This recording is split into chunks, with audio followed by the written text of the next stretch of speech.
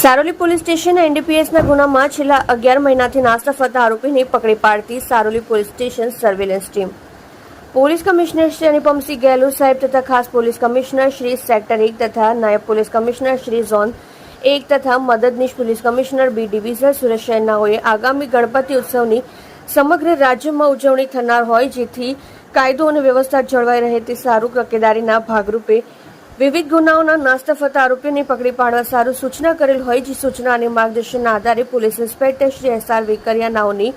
આગેવાની હેઠળ સર્વેલન્સ સ્ટાફના police sub inspector Jain Chauhan તથા બીજા સર્વેલન્સ સ્ટાફના માણસો સાથે અલગ અલગ ટીમો બનાવી વર્કઆઉટમાં હતા તે દરમિયાન assistant head constable Prakashkumar Premjibhai તથા પોલીસ કોન્સ્ટેબલ મનીષભાઈ નાનુભાઈ નાઓને